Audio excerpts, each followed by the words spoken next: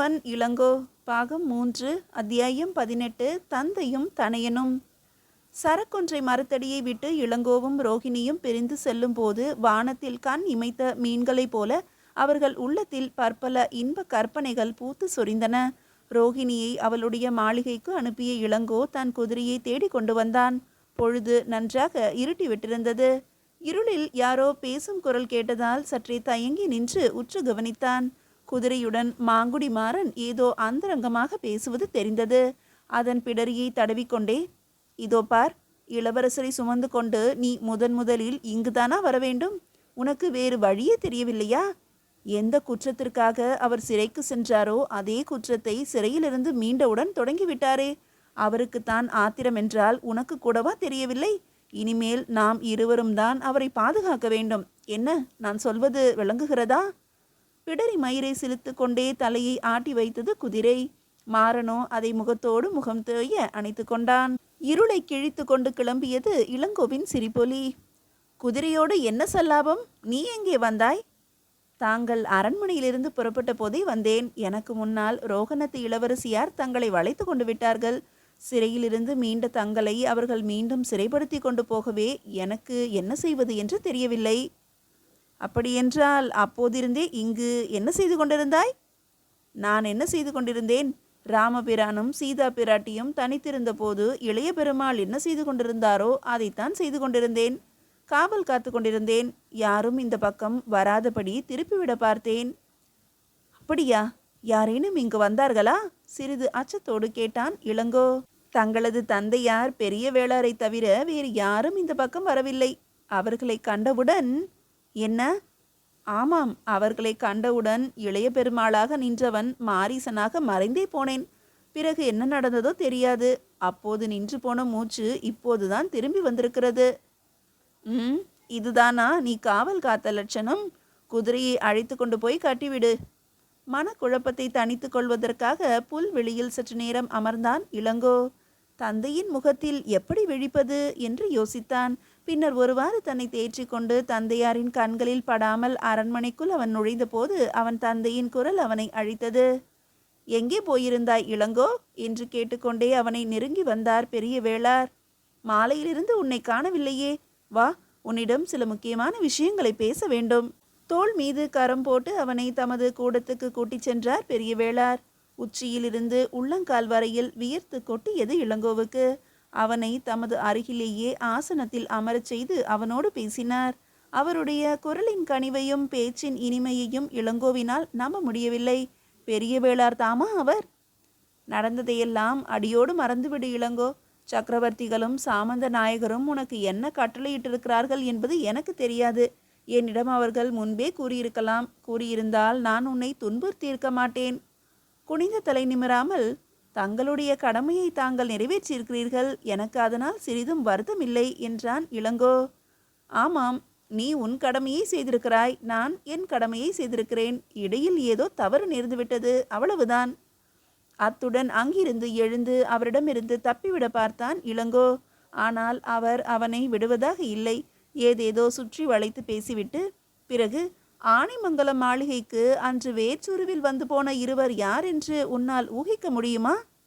அமைச்சர் கீர்த்தியும் இளவரசன் காசிபனுமாக இருக்கக்கூடும் என்பது என் எண்ணம் என்று கூறினார் பெரிய வேளார். ரோகிணியை பற்றி எங்கோ கேட்டுவிடப் போகிறாரோ என்று தவித்து கொண்டிருந்த இளங்கோ இதனால் அச்சம் தவிர்த்தான். அமைச்சர் கீர்த்தி எங்கும் நேரடியாக செல்வதோ எதிலும் நேரடியாக கலந்து கொள்வதோ இல்லை என்று தெரிகிறது. யாரையுமே பின்னால் நின்று இயக்கும் சூத்திரதாரி அவர். அன்றைக்கு ஆனைமங்கல மாளிகைக்கு காசிவன் வந்திருந்தது உண்மை. ஆனால் அவனுடன் அமைச்சர் வரவில்லை. ஒற்றன் கூறினானே. ஒற்றர்களும் தவறு செய்யக்கூடும். சிற்சில இடங்களில் மறைந்திருந்து பார்த்து சிற்சில இடங்களுக்கு சென்று மற்றவைகளை அவர்களாகவே தொடர்பு ஏற்படுத்தி கொண்டு சொல்வதும் உண்டல்லவா? ஆமாம், உன் விஷயத்தில் அப்படித்தான் நடந்துவிட்டது என்று ஒப்புக்கொண்டார் பெரிய வேளார். அப்படி என்றால் உடன் வந்தவன் யார்? வீரமல்லன். திடுக்கிட்டார் பெரிய வேளார். ஆமாம் தந்தையே, எவன் இறந்து விட்டான் என்று தாங்கள் நம்பிக்கொண்டிருந்தீர்களோ அவனேதான் வந்திருந்தான். அவனுடைய இறந்து போன உடலில் தலை இருந்ததா? அந்த உடலையாவது தாங்கள் நன்றாக பரிசீலனை செய்து பார்த்தீர்களா? வீரமல்லன் உயிரோடு இருக்கிறான். பாண்டியர் பக்கம் சேர்ந்து கொண்டு மகிந்தரையும் கலைக்க முயற்சி செய்திருக்கிறான். அதற்குள் நாம் தலையிட்டு விட்டோம். அந்த பெண் தனது தம்பியை நான் கொல்ல வருவதாக நினைத்து கொண்டு என்னை தடுத்திருக்காவிட்டால் கட்டாயம் இருவரும் அகப்பட்டிருப்பார்கள். நானும் தவறு செய்திருக்கிறேன். தப்பியோடு விட்டது தவறுதானே? இல்லவே இல்லை. உன்னை விட நான் தான் பெருந்தவறு செய்திருக்கிறேன். அற்பத்திலும் அற்பமான ஒரு படைவீரன் என் கண் எதிரிலேயே என்னை ஏமாற்றி விட்டு போயிருக்கிறானே. அவனுடைய தந்திரம் என்னிடம் பலித்து விட்டது. இதுவே பெருந்தவறு. தாங்கள் தங்கள் கடமைகளை பற்றி பேசிக்கொண்டு வந்த தந்தையும் தனையனும் இப்போது தங்கள் தங்கள் தவறுகளை பரிமாறிக்கொண்டார்கள். பெரிய வேளார் எதிரில் இருந்த இளங்கோ தமது குமாரன் என்பதையும் மறந்து அவனிடம் தமது குறைகளை ஒப்புக்கொண்டார். இளங்கோ, அவன் உயிருடன் இருப்பதை நீதான் கண்டுபிடித்து என்னிடம் சொல்லியிருக்கிறாய். இனி எப்படியாவது நாம் இருவருமே அவனை தேடிக்கொண்டு வருவதற்கு முயல வேண்டும். அதுவரை இந்த விஷயம் வேறு யாருக்கும் தெரியாமல் இருப்பது நல்லது. இந்த செய்திகள் எல்லாம் உனக்கு அந்த பெண்ணிடமிருந்து கிடைத்தன போலும், அப்படித்தானே என்று கேட்டார் பெரிய வேளார். நாணத்துடன் இளங்கோ சிரிக்க முயன்றான். சரி சரி, இனி உன் விவேகத்தில் எனக்கு நம்பிக்கை இருக்கிறது இளங்கோ. அவளுடன் நீ பழகுவதில் தவறு ஒன்றுமில்லை. ஆனால் பெண்களிடம் எப்போதும் சற்று விழிப்புடன் இருப்பது அவசியம்.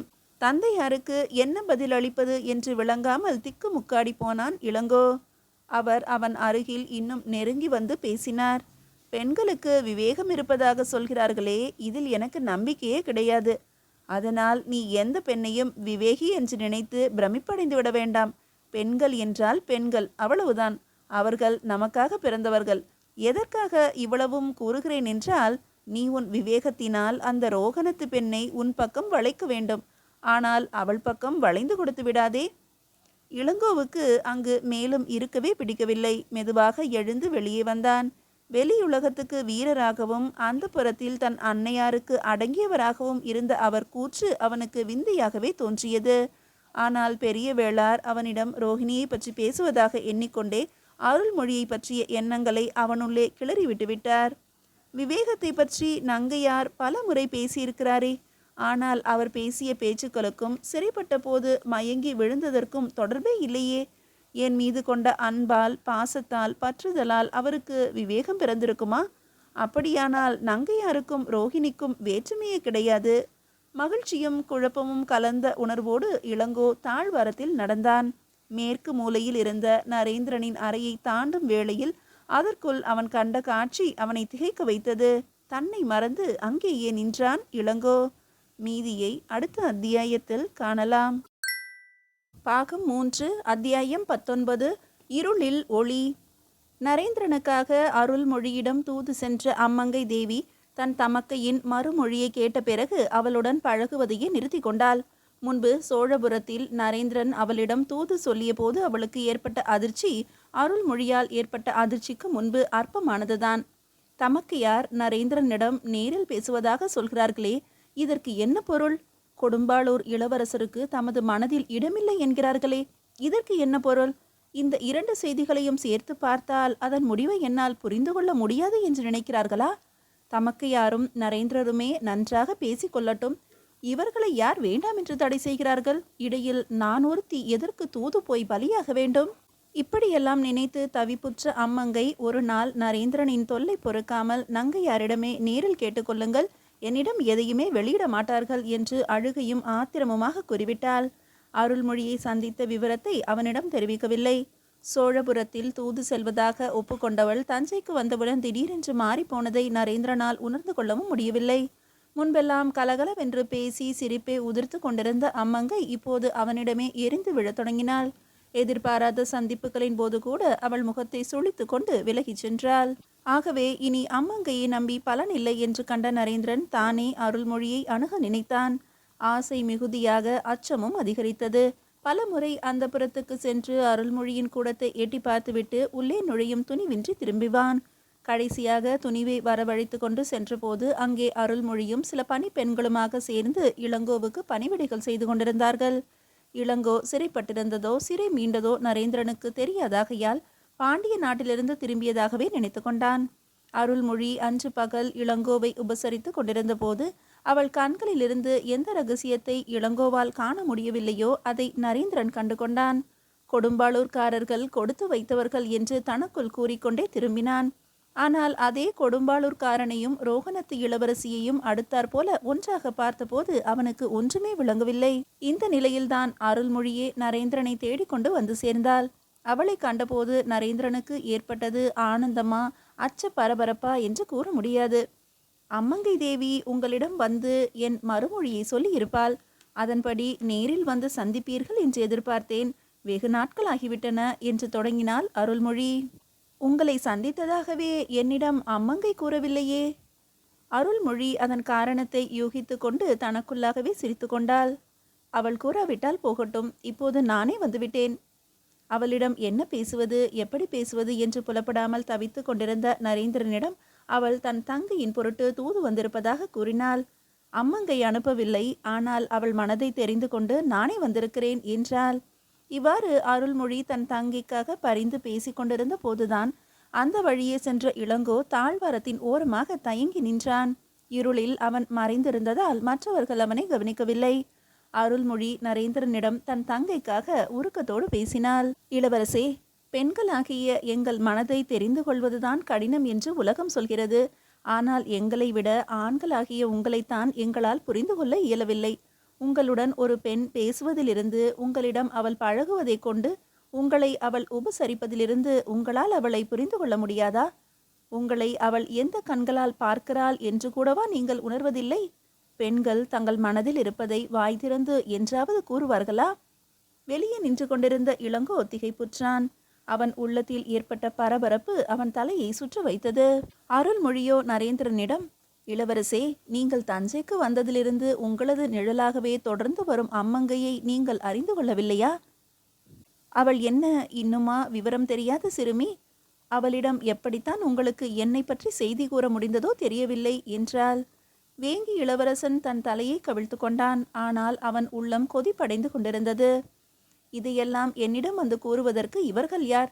தமக்கு விருப்பமில்லை என்றால் அதை மட்டும் கூறிவிட்டு போகலாமே. நீங்கள் ஒரு நாட்டு இளவரசராக இருக்கிறீர்கள். பற்பல போர்க்கலன்களை கண்டிருக்கிறீர்கள். பலரோடு பழகி பலரை தெரிந்து கொண்டு பாராளப் போகிறீர்கள். அப்படிப்பட்ட உங்களுக்கு உங்களுக்காகவே வளரும் ஒரு பெண்ணின் மனம் தெரியவில்லையா? இளவரசியார் எனக்கு இவ்வளவு தூரம் அறிவுரை கூறிய பிறகு நானும் சில விஷயங்களை கூற விரும்புகிறேன் என்றான் நரேந்திரன். என்ன?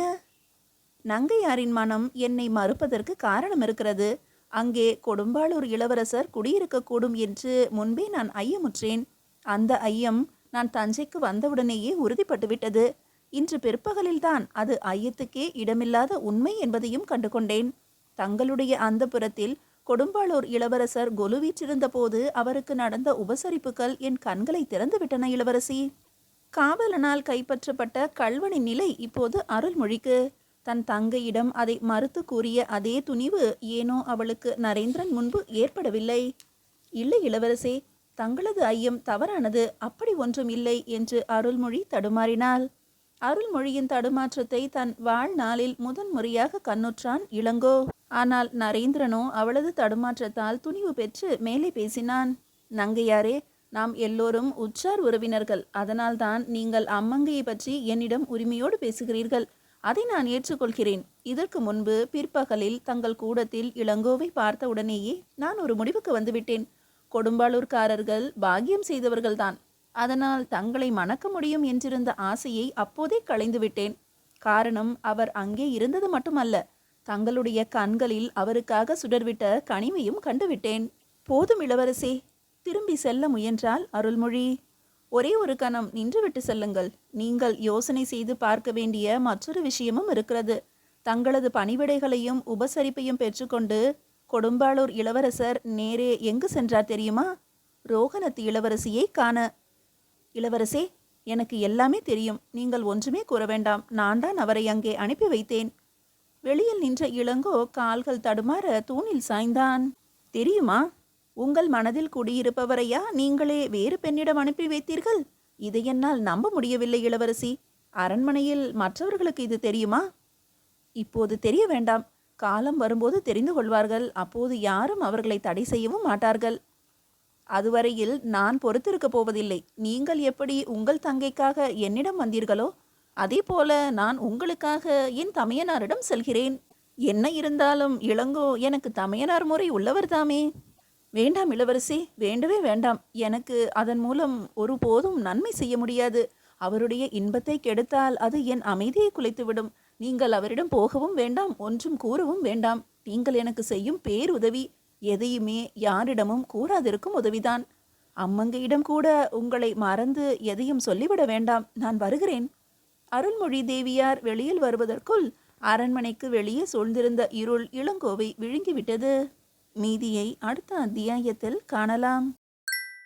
அத்தியாயம் 20. அரண்மனை தென்றல். நட்ட நடுநிசியில் இருளடைந்த கானகத்தில் தள்ளாடி தடுமாறி வழி நடக்கும்போது திடீரென்று கண்முன்னே ஒரு பெரிய மின்னல் தோன்றி மறைந்தால் எப்படி இருக்கும்? இருளுக்கு பழகி போன விழிகளை பற்றி இழுத்து வெளியே வீசுவது போல குபீரென்று ஒளிக்கற்றைகள் பொங்கி எழுந்து மறைத்தால் எப்படி இருக்கும்? அருள்மொழியை பற்றிய வரையில் இதுகாரும் அறியாமை இருளில் உழன்று கொண்டிருந்த இளங்கோ இப்போது அவளது அன்பின் தீவிரத்தை கண்டவுடன் அயர்ந்து போய்விட்டான். அந்த அன்பாகிய தூய நெருப்பால் துவண்டு போன இளங்கோ பொறி கலங்கி போய் தன் கால் போன போக்கில் நடந்தான். எங்கு செல்கிறோம் என்ற உணர்வு கூட இல்லாமல் அரண்மனையின் மேல் மாடத்து உப்பரிகைக்கு வந்தான். துவண்டு போயிருந்த அவன் உடல் அங்கு ஒரு ஆசனத்தில் சரிந்து விழுந்தது. அண்ணாந்து வானத்தை பார்த்த இளங்கோவுக்கு அங்கே குவியல் குவியலாக பூத்திருந்த நெருப்பு மலர்கள் அவனை நோக்கி கண் சிமிட்டி சிரிப்பது போல தோன்றின. கீழே பார்த்தான். அரண்மனையில் கசிந்த ஒளி அருள்மொழியின் உள்ளத்தை போல உருக்குலைந்து வழிந்தது. நங்கையாரே, இன்று தனக்குள் சொல்லிக்கொண்டு பெருமூச்சு விட்ட இளங்கோ, நான் உங்கள் அன்புக்கு தகுதியுடையவன் என்றா நினைத்தீர்கள்? அப்படி நினைத்திருந்தால் அதை ஏன் நீங்கள் முன்னமேயே என்னிடம் சொல்லியிருக்கக்கூடாது? எதற்காக மறைத்து வைத்தீர்கள்? வேங்கி நாட்டு தம்பியாரின் கைத்தலம் பற்றி அவரது பட்டத்து அரசியாக விளங்கப் போகிறீர்கள் என்றல்லவா நான் நம்பிக்கொண்டிருந்தேன். ஆனால் நான் கண்ட காட்சியை என்னால் நம்பவே முடியவில்லை நங்கையாரே. அவன் முகத்தில் அதிசயமும் திகைப்பும் அவற்றின் ரேகைகளும் பதிந்தன. நம்ப முடியவில்லை என்று அவன் சொல்லிக் கொண்டாலும் அவனால் நம்பாமலும் இருக்க முடியவில்லை. என்றென்றோ நடந்த நிகழ்ச்சிகள் யாவும் அவன் மனக்கண்ணில் இப்போது மீண்டும் தோன்றி வட்டமிட்டன. முன்பு அவனால் உணர்ந்து கொள்ள முடியாத உண்மைகள் எல்லாம் இன்று தெளிவாக பளிச்சிட்டன. முதன்முறை ஈழ நாட்டுக்கு புறப்படுவதற்கு முன்பாக கொடும்பாலூர் தோட்டத்தில் அருள்மொழியை அவன் தனிமையில் சந்தித்திருந்தான். அதற்கு முன்பு எத்தனையோ முறைகள் அவர்கள் சந்தித்திருந்தாலும் அன்று போல முன்பெல்லாம் அவள் அவனிடம் பரிவு காட்டி பேசியதில்லை. வீரத்துடன் விவேகமும் வேண்டுமென சுட்டி காட்டுகிறாள். போர்க்களத்தில் வீர மரணம் எய்துவதுதான் பெரிது என்று எண்ணாதீர்கள், வெற்றியுடன் திரும்புவதே பெரிது என்று வாதிடுகிறாள். ஒரு உயிரின் மேல் மற்றொரு உயிர் கொண்டிருக்கும் ஆழ்ந்த பற்றுதலுக்கு என்ன பெயர்? அடுத்தாற்போல அருள்மொழி இளங்கோவின் நெற்றியில் வீர திலகமிட்டு அவனை போருக்கு அனுப்பி வைக்கிறாள். திலகமிடும்போது அவளுடைய மென் விரல் ஏன் இப்படி நடுங்குகிறது? அந்த நடுக்கத்துக்கு என்ன பெயர்? அவையெல்லாம் இருக்கட்டும். திரும்பி வந்த பிறகு பழைய அறையில் அவனுடைய விழுப்புண்ணுக்காக தானே மருந்தை அரைத்து கொடுத்தாளே, அதன் காரணம் என்ன? சித்த வைத்தியர் செய்ய வேண்டிய பணியின் மேல் நங்கையாரின் சித்தம் சென்றது எதற்காக? இன்னும் அருள்மொழி தன் தந்தையாரையை எதிர்த்து தனக்காக வாதாடியது, சிறைக்கதவின் முன்பாக மயங்கி விழுந்தது, பெற்ற தாயை போல தனக்கு சிறைக்குள்ளே உணவளித்தது. இவ்வளவையும் எண்ணி பார்த்தான் இளங்கோ. இவ்வளவுக்கும் மேலாக தோன்றிய ஒரே ஒரு காட்சி மட்டிலும் அவனை புல்லரிக்க வைத்து உலுக்கி எடுத்து விட்டது. நடுச்சாமத்தில் சிறைக்கு ரோஹிணியை கைத்தாங்களாக அழைத்து கொண்டு வந்து அவளிடம் பரிவு காட்ட சொல்லி தன்னிடம் மன்றாடினாலே, அதை காண்பதற்கே அவனது மனக்கண்கள் கூட கூசின. காதல் என்பது புனிதமான உயர்ந்த உணர்வு என்றால் காதலுக்காக காதலையே தியாகம் செய்யும் உணர்வுக்கு என்ன பெயர்? நினைவு சூழல்களிலிருந்து விடுதலை பெற விரும்பியவன் போல சட்டென்று இளங்கோ உப்பருகே சுவரின் விளிம்பருகே சென்று சாய்ந்தான். அந்த சுவருக்கு நேர் எதிரே கீழ்ப்புறத்திலிருந்து அருள்மொழியின் அறையில் விளக்கு பிரகாசமாக எரிந்து கொண்டிருந்தது. சாளரத்தின் வழியே தென்பட்ட உருவத்தை கண்டான். கண்கள் இமைப்பை மறந்துவிட்டன. அருள்மொழி தனது முடியை அலங்கரித்திருந்த அணிகலன்களை ஒவ்வொன்றாக கழற்றி மஞ்சத்தில் வீசினாள். அழகபாரம் கார்மேகம் போல கீழே படர்ந்து தொங்கியது. சற்று நேரம் சாளரத்தின் வழியே இருளை ஊடுருவி பார்த்துவிட்டு பிறகு சரையில் என்று சென்று மஞ்சத்தில் விழுந்தாள். அவளுடைய பொன்னான மென்னுடல் புயலில் அகப்பட்ட மலரை போல குலுங்கிக் கொண்டே இருந்தது. காதலுக்காக அவள் காதலையே தியாகம் செய்து விட்டவள் என்று நம்பிய இளங்கோவுக்கு சாளரத்தின் வழியே அவன் கண்ட காட்சி ஏமாற்றத்தையே அளித்தது. காதலுக்காக உயிரையே தியாகம் செய்யலாம், ஆனால் காதலை மட்டிலும் கொடுத்துவிட முடியாது போலும். உப்பரிகையிலிருந்து கொண்டே வெகு தூரத்தில் இருந்த அருள்மொழியிடம் பேசுவதாக நினைத்து கொண்டு தனக்குள்ளே பேசத் தொடங்கினான் இளங்கோ. நங்கையாரே, ஒருவேளை நான் ரோகணத்துக்கு புறப்படுவதற்கு முன்னால் உங்கள் மனதின் ரகசியம் எனக்கு தெரிந்திருந்தால் நான் ரோஹிணியிடம் எப்படி நடந்து கொண்டிருப்பேனோ தெரியாது. என் மனதால் கூட தொடுவதற்கு முடியாத தொலைவில் நீங்கள் இருந்தீர்கள். ஆனால் இப்போது காலம் கடந்து விட்டது. எனக்காக ரோகிணி எதையுமே யாரையுமே துறந்துவிட சித்தமாகிவிட்டாள். உற்றம் சுற்றம் தாய் தந்தை உயிருக்கு உயிரான தம்பி யாவரையுமே மறந்துவிட்டாள். என்னை மன்னித்து கொள்ளுங்கள் நங்கையாரே. என்னால் இனிமேல் ரோஹிணியை மறந்துவிடவோ மறுத்துவிடவோ முடியாது. தழுதழுத்த குரலில் அவன் புலம்பிக் கொண்டிருந்த அதே நேரத்தில் அவனுக்கு மறுமொழி கூறுவது போலவே அருள்மொழியும் குமுறலானாள். உங்களை என்னால் மறக்க முடியவில்லையே இளவரசே. உலகத்தின் முன்னிலையில் எவ்வளவுதான் என்னை மறைக்க முயன்றாலும் என்னிடமிருந்து என்னை மறைத்து கொள்ள முடியவில்லையே என்று கூறி தேம்பினாள். அங்கு வீசி கொண்டிருந்த அரண்மனை தென்றலுக்கு அணுவளவும் கருணை இல்லை. இருந்திருந்தால் அது இருவருடைய சொற்களையும் இப்படித்தானே விழுங்கி கொண்டு ஒருவரிடமிருந்து ஒருவரை விலக்கி இருக்காது. அரண்மனையின் மற்றொரு பகுதியான பெரிய வேளாரின் கூடத்தில் அப்போது வல்லவரையரும் பெரிய வேளாரும் அருகருகே அமர்ந்து உரையாடி கொண்டிருந்தனர். முன்பு வல்லவரையர் தம்மிடம் ரகசியமாக கூறிய செய்தியை அவருக்கு நினைவுபடுத்தி அதை பற்றி விளக்கமாக பேசினார் பெரிய வேளார். இளங்கோவை பற்றி சக்கரவர்த்திகளின் கருத்து எப்படி இருக்கக்கூடும் என்று முன்பு என்னிடம் தெரிவித்தீர்கள் அல்லவா? நானும் அதை நன்றாக யோசித்து பார்த்தேன். சக்கரவர்த்திகள் எதையுமே ஆழ்ந்த சிந்தனைக்கு பிறகு செய்யக்கூடியவர்கள். ஆகவே அவர்களுடைய விருப்பத்துக்கு இசைந்து விடுவதே நல்லது என்று எனக்கு தோன்றுகிறது. சக்கரவர்த்திகள் என்னிடம் முடிவாக எதையும் கூறிவிடவில்லை. நானாக யூகித்து சொல்கிறேன். அதனால் என்ன? தங்கள் யூகம் சரியாகத்தான் இருக்கும். சக்கரவர்த்திகளின் ராஜதந்திர உறவுக்காக அந்த ரோகணத்து பெண்ணை நான் மருமகளாக ஏற்றுக்கொள்ள வேண்டும் என்றால் அதற்கொன்றும் தடை கூறவில்லை. ஆனால் இந்த புதிய உறவுக்காக நாங்கள் எங்களுடைய பரம்பரை உறவையும் விட்டுவிட முடியாது. ஏகதார விரதம் என்பது அரச குலத்தவர்களாகிய நமக்கு முக்கியமானதல்லவே. அதனால்தான் ரோஹிணியையும் நங்கையாரையும் இளங்கோவுக்கு ஒன்றாக திருமணம் முடிப்பதில் தவறில்லை என்கிறேன். ஆனால் அதிலும் ஆலோசனைக்குரிய விஷயம் ஒன்று இருக்கிறது. என்ன? சொல்லுங்கள். நங்கையார்தான் கொடும்பாளூர் பட்டத்தரசியாக விளங்க வேண்டும். இளங்கோவுக்கு பிறகு இளவரசு பட்டத்துக்கு உரியவன் நங்கையாருக்கு பிறகும் குழந்தையாக இருக்க வேண்டும். இப்போது இதற்கெல்லாம் அவசரம் ஒன்றும் இல்லை பெரிய வேளாரே. இடையில் இன்னும் எத்தனையோ காரியங்கள் நடைபெற வேண்டியிருக்கின்றன. எத்தனையோ காரியங்கள் இருந்தாலும் அதோடு இதற்காக வேண்டிய சூழ்நிலைகளையும் நாம் உருவாக்க வேண்டுமல்லவா? மன்னர் மகிந்தருடன் இனி நான் சிரித்து பழகி கொள்ள வேண்டும். எப்போதாவது அவர் குடும்பத்தை கொடும்பாளூருக்கு அழைத்து சென்று அவர்களை விருந்தினர்கள் என்ற முறையில் கௌரவிக்க வேண்டும். அரண்மனை பெண்டிரையும் இந்த ஏற்பாட்டிற்கு வளைந்து கொடுக்க செய்ய வேண்டும். இவ்வளவு காரியங்களையும் கூட நாம் எளிதில் செய்துவிடலாம். ஆனால் இளங்கோவோ அருள்மொழியோ இதற்கு எப்படி இணங்கி வருவார்கள் என்று சிந்திக்க வேண்டாமா? கேட்டார் வந்தியத்தேவர். அவர்கள் என்ன இணங்கி வருவது? சக்கரவர்த்திகள் வந்த பிறகு நாமாக சேர்ந்து முடித்து வைக்க வேண்டியதுதான் என்றார் பெரிய வேளார். வல்லவரையர் இதற்கு ஏதும் மறுமொழி கூறவில்லை. அரண்மனை தென்றல் இதையும் கேட்டுக்கொண்டு அசையாமல் நின்றது. மீதியை அடுத்த அத்தியாயத்தில் காணலாம். பாகம் 3, அத்தியாயம் 21. ஓலை சுமந்தவன். ஈழ நாட்டிலிருந்து இரவோடு இரவாக தோணியில் புறப்பட்ட அமைச்சர் கீர்த்தி வீரமல்லனோடும் காசிபனோடும் பத்திரமாக பாண்டிய கரை பகுதிக்கு வந்து சேர்ந்தார். பொதிகை மலைச்சாரலில் அடுத்த போருக்கான ஆயுத்தங்கள் மளமளவென்று நடைபெற்று கொண்டிருந்தன. அமைச்சர் கீர்த்தியும் வீரமல்லனும் அடிக்கடி குதிரைகளில் ஏறிக்கொண்டு வடக்கே வெள்ளாற்று பக்கம் சென்று திரும்பினர். மலையடிவாரங்களை படையிருப்புகளாகவும் குன்றுகளை கோட்டை சுவர்களாகவும் பயன்படுத்துவதற்காக தீவிரமான திட்டம் வகுத்தார் கீர்த்தி. உள்நாட்டின் மறைவிடங்களை நன்றாக தெரிந்து வைத்திருந்த வீரமல்லன் அவருக்கு வலதுகரமாக இருந்து உதவிகள் செய்து வந்தான். சிறிது சிறிதாக கொடும்பாளூர் கோநாட்டை சுற்றிலும் சோழபுர புது நகரத்தை அடுத்தும் வீரர்களை கொண்டு வந்து குவிக்க வேண்டும் என்பது கீர்த்தியின் ஏற்பாடு. உருவாகும் புதிய நகரத்தை கருவிலேயே கருக்கிவிட வேண்டும் என்பதற்காக அமைச்சர் எவ்வளவோ முன்னேற்பாடுகள் செய்தாரோ அதைவிட அதிகமாக வீரமல்லன் கொடும்பாளூர் ஆட்சியை குலைப்பதற்காக ஆத்திரப்பட்டான். வெள்ளாற்றங்கரை பகுதியில் சில தினங்கள் அலைந்து திரிந்துவிட்டு இருவரும் பொதிகை மலை சாரலுக்கு தங்கள் குதிரைகளை திருப்பினார்கள். வழியில் ஒரு மரத்தடியில் இளைப்பாறும் நேரத்தில் தமது எண்ணங்களை வீரமல்லனிடம் வெளியிட்டார் அமைச்சர். தம்பி வீரமல்லா, வடக்கே கங்கை கரையிலிருந்தும் கிழக்கே கடாரத்திலிருந்தும் நமக்கு செய்திகள் வந்து சேருவதற்கு சில மாதங்களாகும். எப்படிப்பட்ட செய்திகள் வரக்கூடும் என்பதில் எனக்கு சிறிதும் சந்தேகமில்லை. அதற்குள் நாம் நமது வீரர்களுக்கு சரியான பயிற்சி கொடுத்து தக்க சமயத்தில் தாக்குவதற்கு ஏற்பாடுகள் செய்ய வேண்டும். தோல்வி மேல் தோல்வியை பற்றிய செய்திகள் வந்து கொண்டிருக்கும் போதே நாம் சூறாவளி என புகுந்து சோழ நாட்டை சூறையாட வேண்டும். ஆமாம், கொடும்பாளூரை கைப்பற்றினால் சோழ சாம்ராஜ்யத்தின் கால்கள் ஒடிந்துவிடும். பிறகு தலைநகரமான தஞ்சையை எளிதில் கிள்ளிவிடலாம் என்றான் வீரமல்லன். தஞ்சை தலைநகரத்திலிருந்து நான் மகிந்தரின் மூலமாக சில ஓலைகளை எதிர்பார்த்து கொண்டிருக்கிறேன். என்னதான் நாம் வெளியில் இருந்து கொண்டு முயற்சிகள் செய்தாலும் தஞ்சை அரண்மனைக்கு உள்ளே இருக்கும் அவர் துணை நமக்கு மிகவும் தேவையாக இருக்கிறது. இதை கேட்ட வீரமல்லனின் முகம் வெளுப்பாக மாறியது.